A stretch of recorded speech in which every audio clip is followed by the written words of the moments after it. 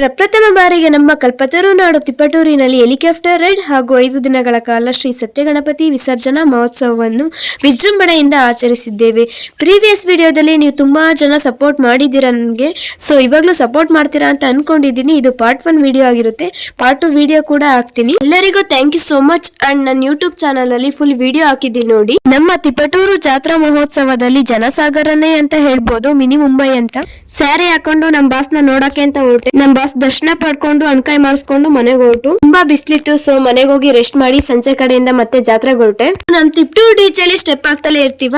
ಮಳೆ ಬಂದ್ರು care ಮಾಡ್ದಲ್ಲೇ step ಹಾಕಿ ಮತ್ತೆ ಮಳೆಯಲ್ಲಿ ನೆನ್ಕೊಂಡು ಮನೆ ಕಡೆ ಹೊರಟೆ. ನನಗೆ ಮೊದ್ಲೇ ಹುಷಾರಿರ್ಲಿಲ್ಲ, ಆದ್ರೂ ಮಳೆಯಲ್ಲಿ ನೆನ್ಬಿಟ್ಟಿದ್ದೆ.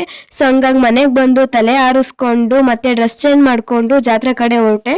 ಯಾರೆಲ್ಲ ನನ್ನ ವಿಡಿಯೋನ ಫಸ್ಟ್ ಟೈಮ್ ನೋಡ್ತಿದ್ರೋ ಅವರೆಲ್ಲ ಫಾಲೋ, ಲೈಕ್, ಶೇರ್, ಕಮೆಂಟ್ ಮಾಡಿ. ಹಾಗೆ ಸಪೋರ್ಟ್ ಮಾಡಿ. ಪಾರ್ಟ್ 2 ವಿಡಿಯೋ ಬೇಕಂದ್ರೆ ಕಮೆಂಟ್ ಬಾಕ್ಸ್ ಅಲ್ಲಿ ಪಾರ್ಟ್ 2 ಅಂತ ಹಾಕಿ.